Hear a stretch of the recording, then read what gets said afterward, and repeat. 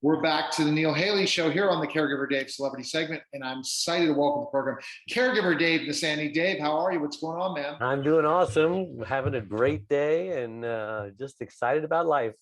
Oh, we're going to be excited about this because we're going to talk today about the new documentary, The Relentless one, and I have with me Emmy award-winning director M. Douglas Silverstein, and also Kathleen Black, who the film is about. Guys, thanks for stopping by. How are you? Great. Thanks for having us. Good to be here. Absolutely. Let's start out, Kathleen. How did you, because we have somebody else on the line that has a tremendous story, my co-host, Caregiver Dave, and he'll tell about that at the end of this interview. What made you want to bring a story like this to film as a documentary? What kind of gave you that, and how did that process begin? Well, to be honest, it's funny. I'm just done talking about this, but I mean, I think I didn't initially think about bringing my story to a documentary. I wrote a book, and knew somebody who was part of the team helping me with the book, and he reached out to me about would I be willing to do it, and it was a bit of a process from there. You know, I have family and friends who have been through things the way I have, and just because I want to share my story doesn't necessarily mean everybody wants me to, but I felt it was really important to stand with people. You know, I'm a coach, I help people grow, and I want them to know I stand with them in the hard times, not just the shiny times when we're all successful and life's looking good, you know? Absolutely. And tell us a little bit of Em, how you heard about the story. Well, as she alluded to, it's definitely my fault that this film came together.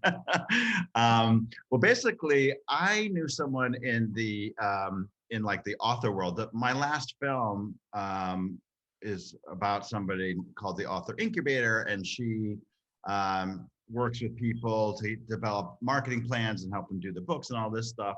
And we were just talking one day, and she goes, "You know about Kathleen Black, don't you?" I said, "What do you mean?" She goes, "You don't know about her? You should look her up."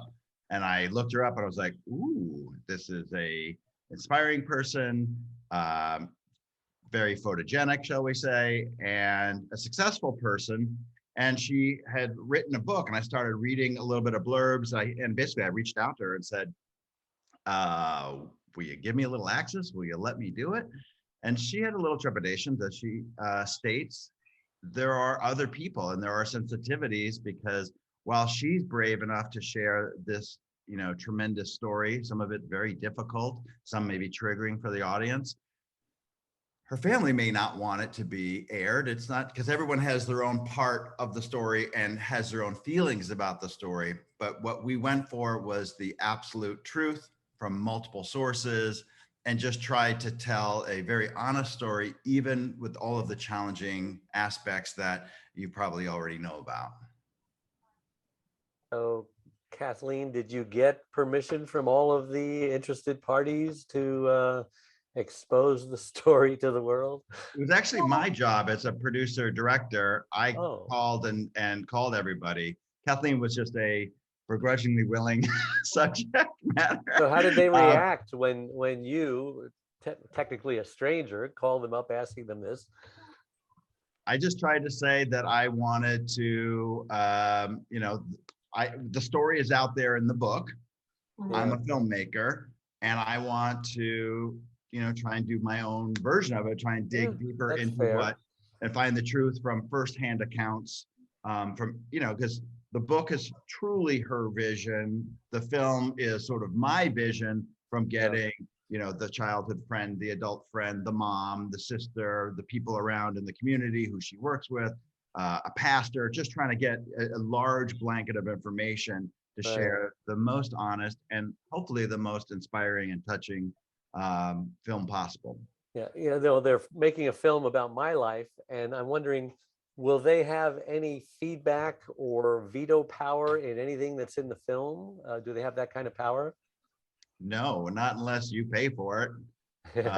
No, there is, as a courtesy, I showed her what I was doing, and she admitted some of it's really difficult. But no, it all depends on how it's made. And I just tried to find the truth, even the warts and all, and some of the tough stuff. And listen, Kathleen is the one who was brave enough to do it in a book anyhow.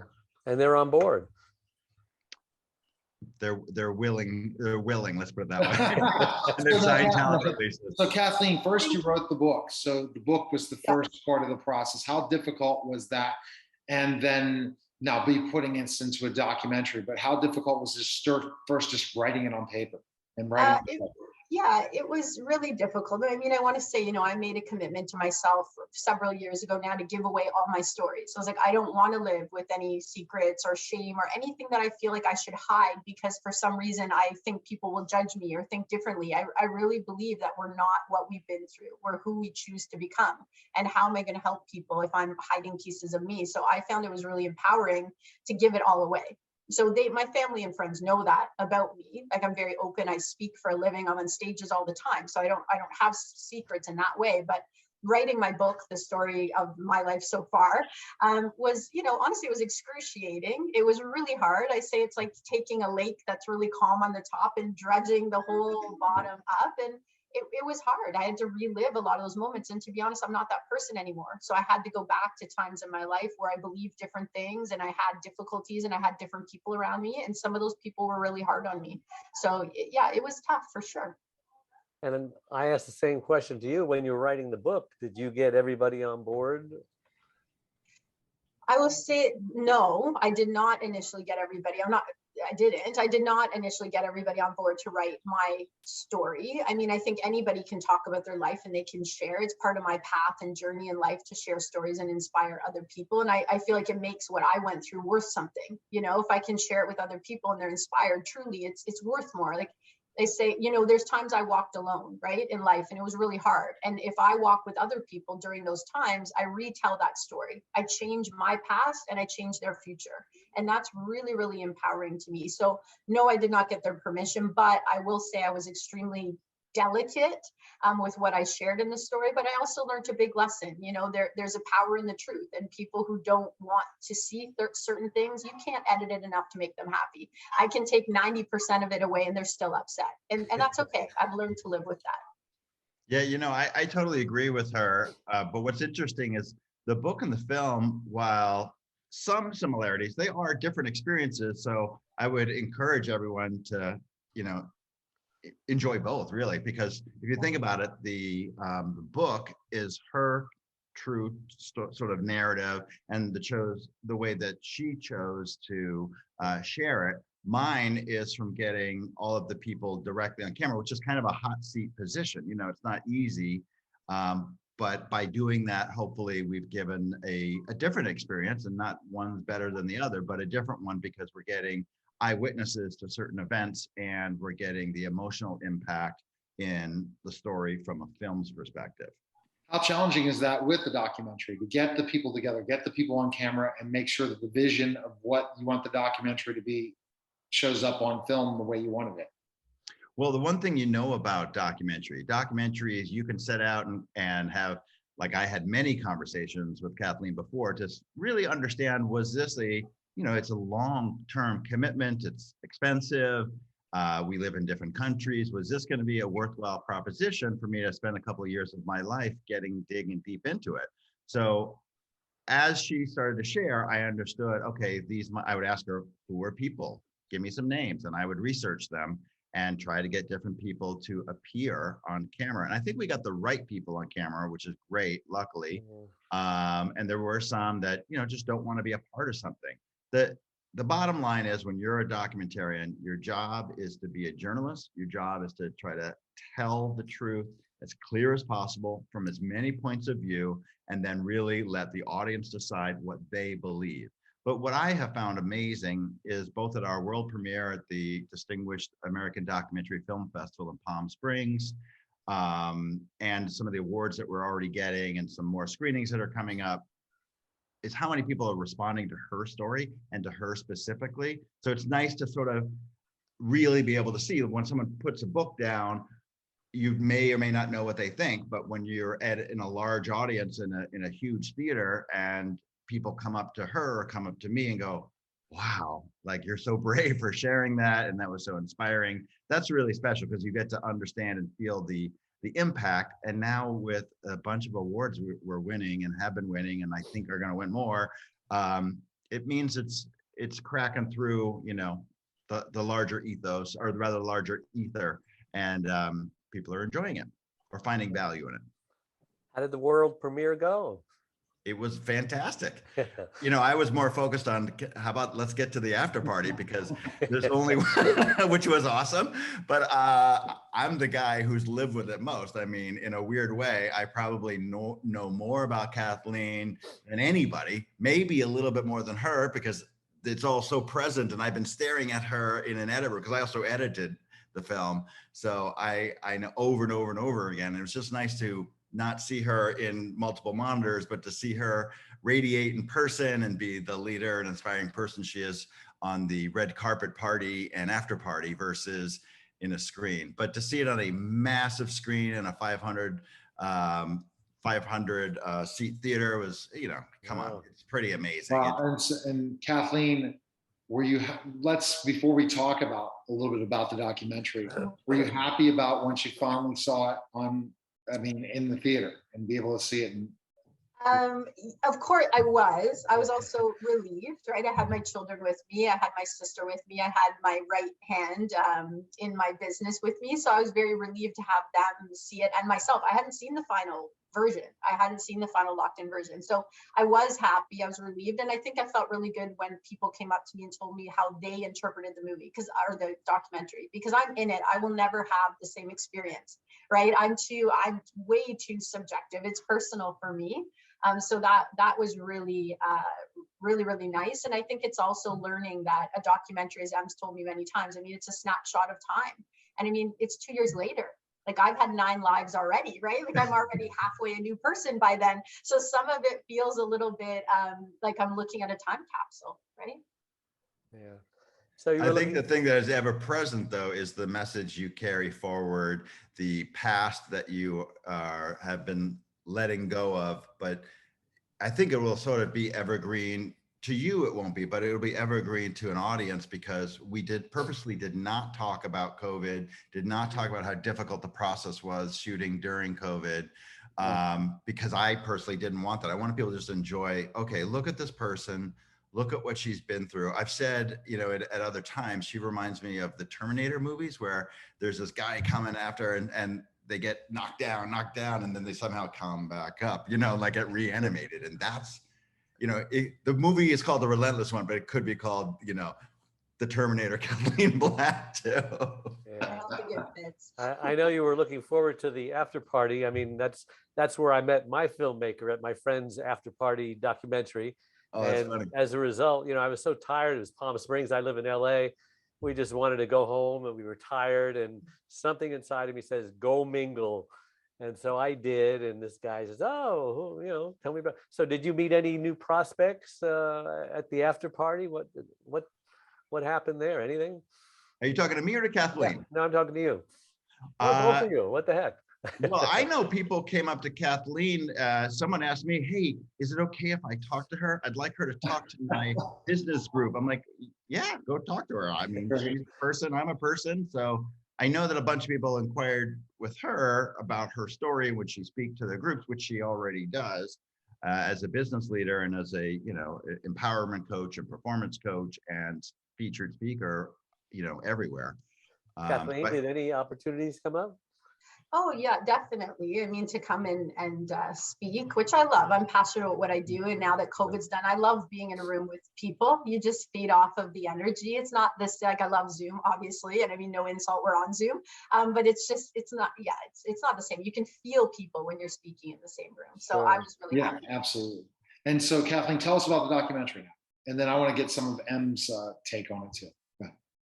Well, I mean, the documentary is a take on my life. I mean, the book was trying to walk. I did the Camino de Santiago, right, which is the trek. I did 840 kilometers across Spain. So when I wrote the book, I wanted people to feel like they're walking with me, like it was just a natural conversation. I'm telling them about my life. Whereas the documentary is taking those key high impact moments and showing the difficulties when I was younger, and then showing how they've fueled my future. so that people can see, you know, some of the adversity we go through actually can be fuel to make our lives better. It's not something that has to hold us back. So I think the documentary doesn't have as much content as the book. It has more specific, impactful pieces, like, you know, having domestic abuse at home, leaving home very young, having challenges in business, building my business that led me to creating my own business, but at the time they were quite devastating. And then fast forward to now. So the documentary is meant to inspire, end of the day. Wow. Were you on an emotional roller coaster during this whole process?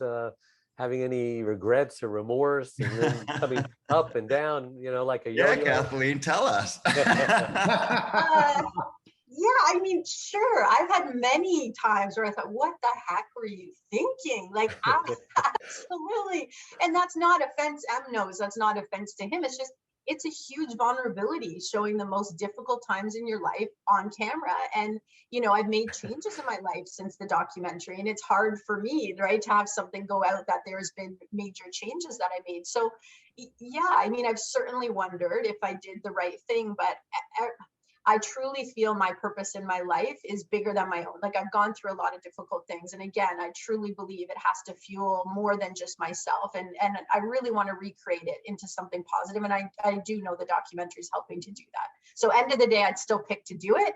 But do I have moments where I think I was completely off my rocker? Yes, many. Yes, I do. So At the end of the day, no regrets. I think, Kathleen, when you talk about growing your business and developing it to where it is today, that's the thing that's going to inspire lots of people with a documentary, because lots of people, especially in your field or other fields, it's a service-based business field. There's a lot of days that just, well, is this ever going to go right? Mm-hmm. And for you to share that information, that when you did struggle at times and how you overcame, and then here's the result, it's so powerful, because a lot of times we all are in that rut. And I tell my clients as well, when I'm working with them specifically enough in social media and how to bring it, if you don't really aren't raw and tell your story to people, you're not going to grow a tribe. You're not going to grow a following, because people are not going to believe in you. They're just going to think you're cookie cutter like everyone else. So that's how you're inspiring people through that documentary, is being able to really talk about those struggling times and really giving it in a raw way, compared to some people will just cookie cutter. Hey, I'm a coach now, I don't need to bring up the past anymore. And how much of a mistake is that? So this is a little bit of a two-part question.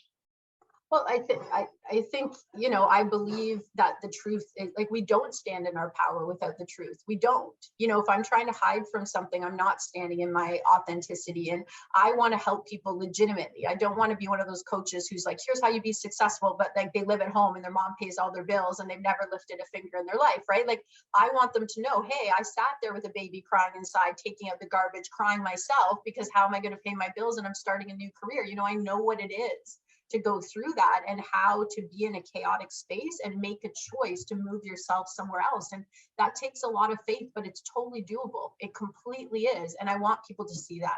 So to me, there is an honesty in it if I'm not showing them the hard stuff, because that's what propels you out if you choose to let it. Unfortunately, a lot of people don't choose to let it, but it is a power if you choose to step into it. And do you agree with me, especially doing documentaries and the success you've had, is that those people's stories need to be so out there to create that tribe and following that people want to follow, based on true meaning, right? Can't be cookie cutter, can't be ordinary. It has to be something extraordinary that they've done, meaning of challenges in life, especially when you talk about documentaries. Yeah, the truth is, in any good story, you can't have a flatline experience. You have to have peaks and valleys where you see a character face great adversities. You think that's over, they go, we'll try it again, and they keep going. I mean, in very small snippets, Kathleen's story is multifaceted of why people would be interested in her, and I believe in the film as well, because it's not just, which would feel like enough, oh my God, witnessing domestic abuse, having physical and emotional traumas herself, having what she, as she mentioned, having a kid really early, all alone, spending the last 2 years of high school homeless. There's a friend in the film that said, I don't know how she did it. She was like holding a baby, and she was going to Home Depot to fix up one of her rental properties, to fix up one of her houses she's going to sell. I mean, she just keeps going. She was brought into this exciting business opportunity where she got a company out of $250,000 worth of debt, for that to blow up in her face by Yeah. not in my opinion, not her words, reputable person, to then building a 7-figure on the way to 8-figure business where she speaks everywhere and going to be speaking globally and TED Talks this year. I mean, it's pretty freaking amazing. So we have the good fortune as an audience, and for me as a filmmaker, to demonstrate how this person has overcome and overcome and overcome. But it's not just childhood, it's not just business, it's personal, it's like financial, it's all of these things. And you know, it would be a boring story if it was like, oh, all this stuff happened to her, too bad. Yeah, and there was no success through that route. But you'd feel bad for her as opposed to being enriched by it and go, holy poop, if she can go through that, I can do it too. That's where a leader that leads a tribe and following does. They have something that they say, there's something special about that person.